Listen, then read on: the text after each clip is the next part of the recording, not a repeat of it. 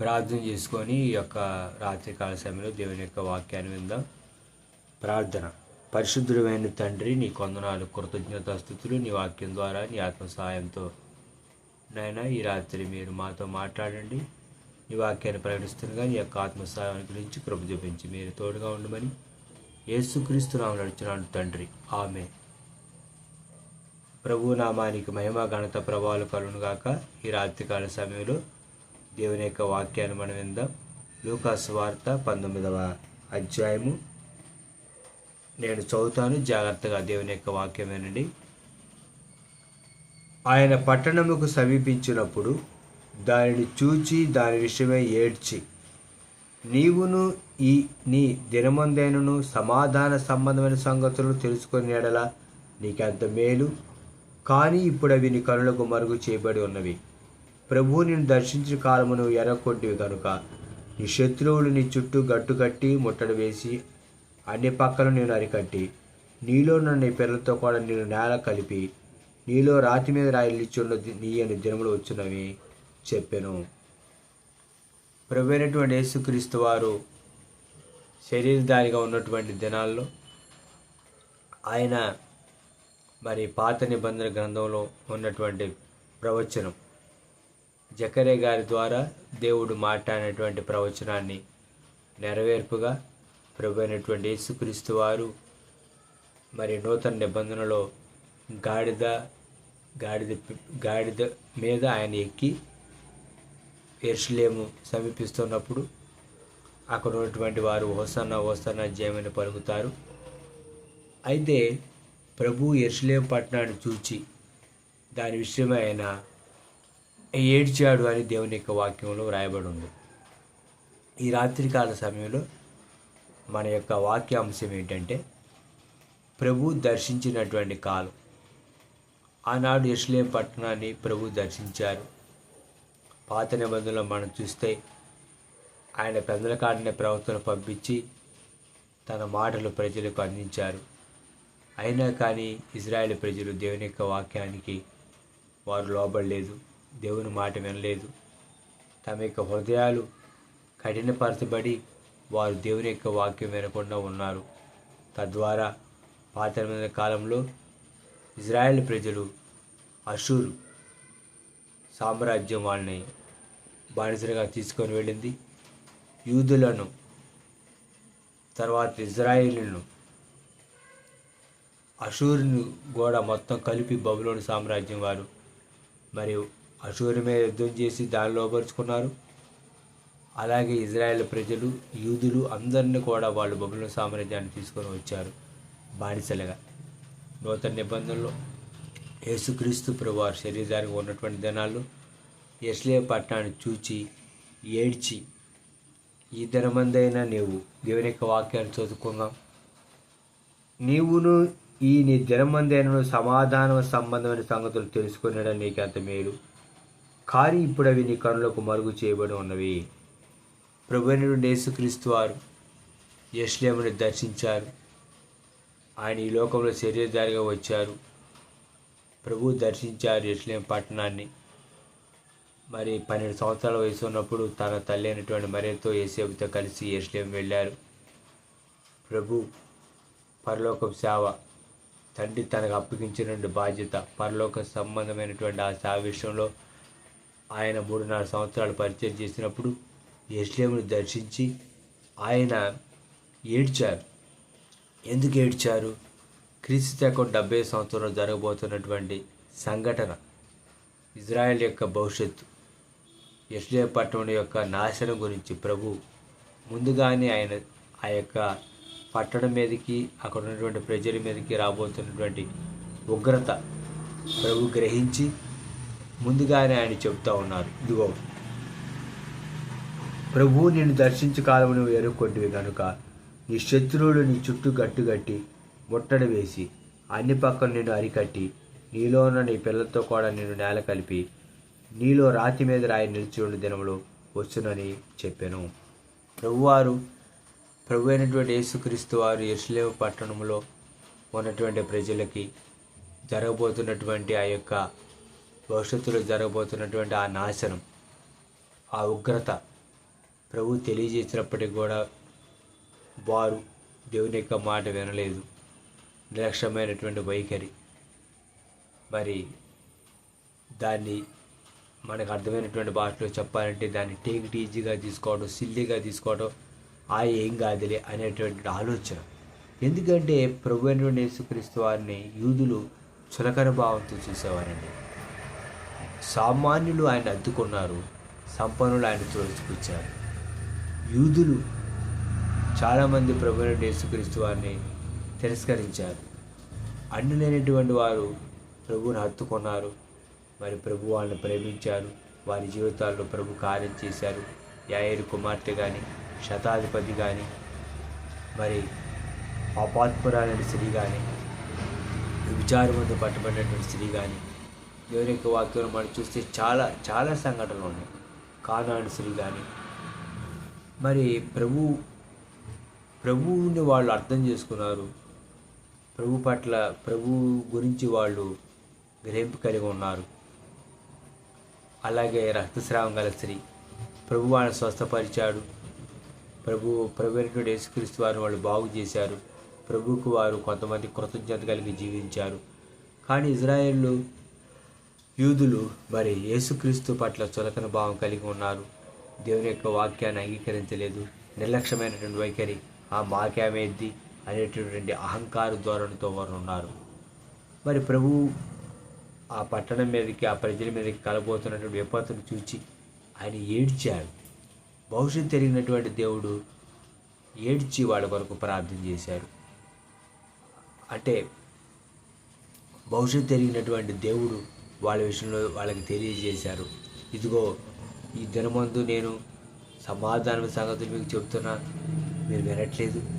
ప్రభు దర్శించినటువంటి కాలంలో మీరు వినట్లేదు. క్రీస్తు 70లో జరిగినటువంటి సంఘటన ఏంటంటే, క్రీస్తు 70 సంవత్సరంలో యూదులు మేము స్వతంత్ర పరిపాలన చేసుకోవాలని అప్పుడున్నటువంటి మరి చక్రవర్తిని ఎదిరించారు. టైటస్ రోమా అప్పుడు ఆయన జనరల్గా ఉన్నాడు. ఆయన వచ్చి యెరూషలేము మీద ముట్టడి వేసి ఆ యొక్క పట్టణంలో ఉన్నటువంటి ప్రజలను చంపి, అలాగే యెరూషలేము యొక్క పట్టణంలో ఉన్నటువంటి దేవాలయాన్ని ఆయన పడగొట్టి ఆ దేవాలయాన్ని పడగొట్టాడు. మరి జరుబ్బాబేలు నాయకత్వంలో ఉన్నటువంటి కట్టబడినటువంటి ఆ దేవాలయం, జరుబ్బాబేలు నాయకత్వంలో కట్టబడినటువంటి దేవాలయం, దాన్ని హేరోదు మహారాజు గారు బాగు చేపించారు. క్రీస్తు పూర్వం 4వ సంవత్సరంలో మరి హేరోదు రాజు దాన్ని బాగు చేపించారు. దానిని క్రీస్తు 70 సంవత్సరంలో టైటస్ రోమా జనరల్ ఆయన దాన్ని పడగొట్టాడు. మరి ప్రభు దర్శించినప్పుడు ఆ దర్శించినటువంటి కాలంలో ప్రభుని అంగీకరించకుండా నిర్లక్ష్యమైనటువంటి వైఖరి వాళ్ళు అవలంబించినప్పుడు ఎటువంటి దుస్థితి వాళ్ళు పొందుకున్నారో మనం తేటగా చూడవచ్చు. మరి ఇప్పటికీ కూడా మనం చూస్తే మరి ప్రియమైనటువంటి వారిలా క్రీస్తు 70 సంవత్సరంలో క్రీస్తు 70 సంవత్సరంలో పడగొట్టబడినటువంటి ఆ దేవాలయం క్రీస్తు 2020 సంవత్సరం అయినా కూడా ఇంతవరకు యూదులకు దేవాలయం లేదు. వాళ్ళు ప్రపంచ నలుమూలల వాళ్ళు చెదిరిపోయారు. తిరిగి కొంతమంది సమకూర్చబడ్డారు.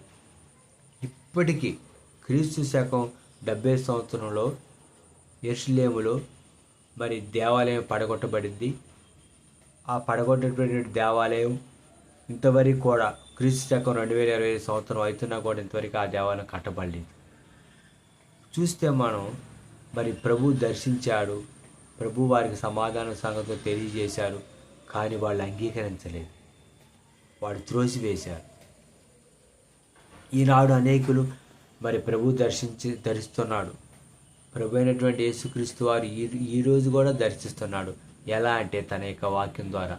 ప్రభు తన వాక్యం ద్వారా దర్శించినప్పుడు దాన్ని గ్రహించకుండా దాని విషయంలో నిర్లక్ష్యం కలిగి ఉండి యేసుక్రీస్తు ప్రభుని సొంత రక్షగా అంగీకరించకుండా ఉంటే ఒకానొక రోజు నీవు నిత్య నరకానికి వెళ్ళినప్పుడు నువ్వు అప్పుడు ఆలోచించినా కూడా ఉపయోగం ఉండదు. ఇది ప్రేమపూర్వకమైన హెచ్చరిక.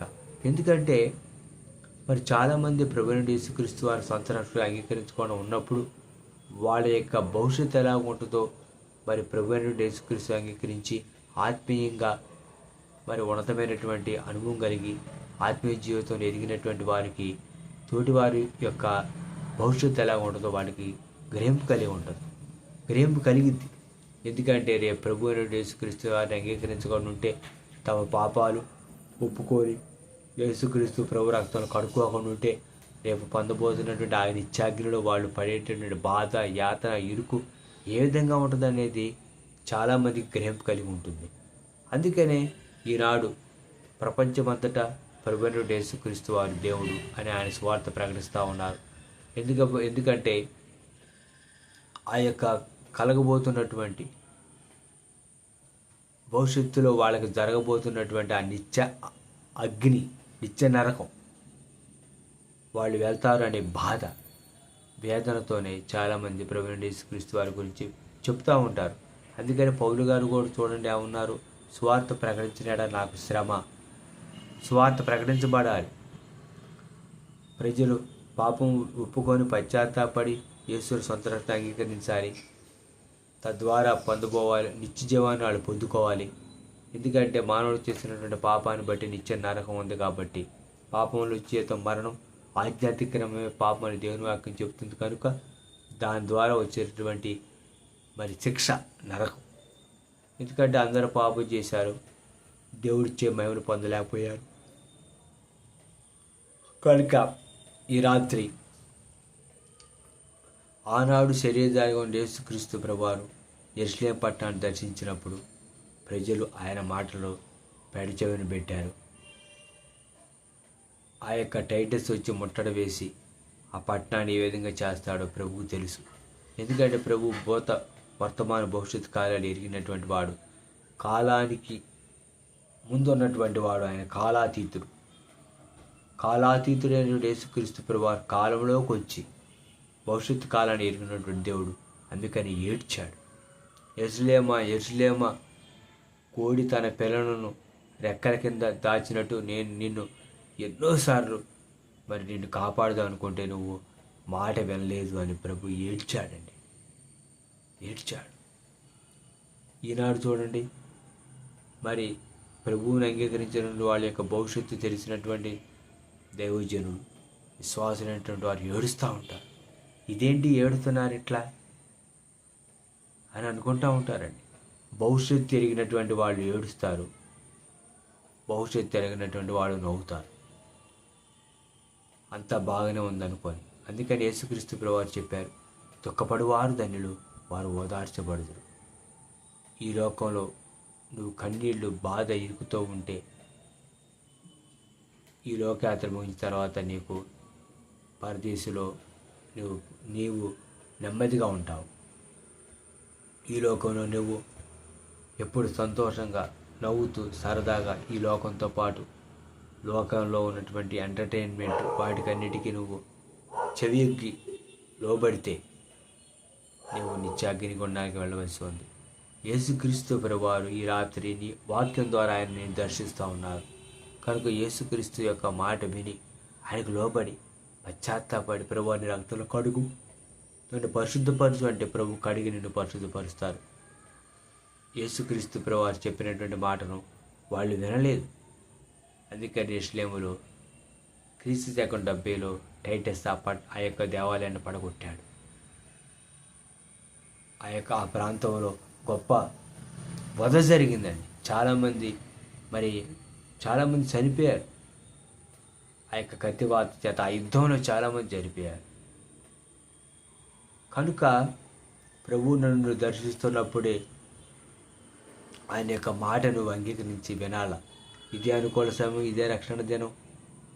ఈరోజు నీది, రేపు రోజు నీది కాదు. ఒకనొక రోజు మరి నీ జీవితంలో ప్రభువైన యేసుక్రీస్తుని సొంత రక్షణగా అంగీకరించుకొని నువ్వు చనిపోతే నిత్యాగ్నికి వెళ్తే, అయ్యో నేను ఎందుకు ఆ రోజు ప్రభుని అంగీకరించలేదు, ఆయన మాట ఎందుకు చెవి పెట్టి ఆయన మాట నేను ఎందుకు వినలేదు, ఆయన మాట నేను ఎందుకు పెడచెవిన పెట్టాను అని నువ్వు అనుకుంటా ఉంటావు. కానీ అప్పుడు నువ్వు బాధపడ్డా ప్రయోజనం లేదు. దీపం ఉండగా నీళ్ళు చక్కబెట్టుకోవాలి అనేటటువంటి లోకోక్తి ఉంది, సామెత. మరి ప్రాణం ఉన్నప్పుడే నువ్వు ప్రభుని అంగీకరించాలి. నీ శరీరంలో ప్రాణం ఉన్నప్పుడే ప్రభుని అంగీకరించాలి. నువ్వు రక్షించబడాలి. కనుక ఈ రాత్రి దేవుడు నీతో వాక్యం ద్వారా మాట్లాడుతున్నాడు. ఆనాడు యెరూషలేము పట్టణం ప్రభువుకు లోబడలేదు. దేవుని యొక్క ఉగ్రత ఆ పట్టణం మీదకి వచ్చింది, సమూల నాశనమైంది. నేటికి క్రీస్తు శకం 2020 సంవత్సరమైన యూదులకు మందిరం లేదు, దేవాలయం లేదు. వాళ్ళకి ఆ దేవాలయం కట్టాలి అన్నటువంటి పనులో వాళ్ళు మరి ప్రయత్నాలు చేస్తూ ఉన్నారు. ప్రియ సహోదరుడా, ప్రభువు నిన్ను దర్శించినప్పుడే ఆయన మాట విని ఆయనకు లోబడి ఆయన వాక్య ప్రకారం జీవించాల్సిన అవసరత ఎంతైనా ఉంది. కనుక ఈ దినమైన నువ్వు సమాధానం సంగతులను తెలుసుకోవాలి. ఈ దినమందైనను నీవు సమాధానం సంగతులు తెలుసుకునే నీకు ఎంత మేలండి. ప్రభుని అంగీకరిస్తే నిత్యజీవం కదా. ఎంత మేలు, అంతరంగులు ఎంత సమాధానం. ఇరుకులు, ఇబ్బందులు, కష్టాలు, శోధనలు, సమస్యలు ఉన్నప్పటికీ కూడా పరిశుద్ధాత్ముడు మన అంతరంగంలో సమాధానాన్ని కలుగు చేస్తారు. కనుక ఈ రాత్రి దేవుడు వాక్యం ద్వారా నీతో మాట్లాడుతున్నాడు. ప్రభు తన వాక్యం ద్వారా నేను దర్శించినప్పుడే ఆయన మాట విని ఆయనకు లోబడి ప్రవేశించి స్వచ్ఛంగా అంగీకరించి నీవు వాక్యం తీసుకోవాల్సిన అవసరం ఉంది.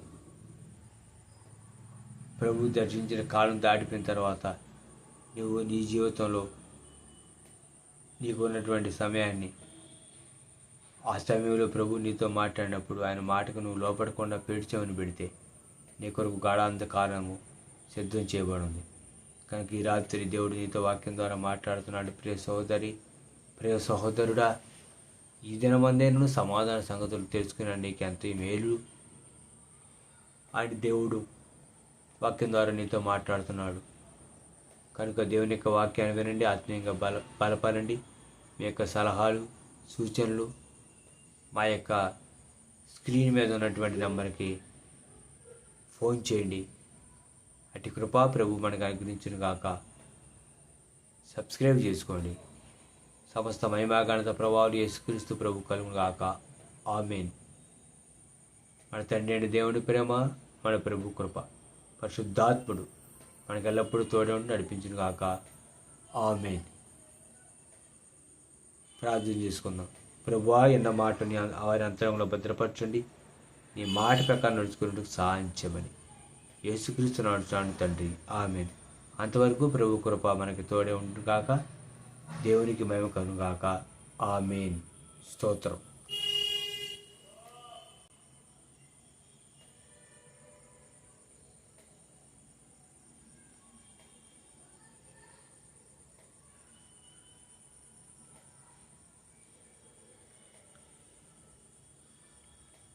మౌనిక.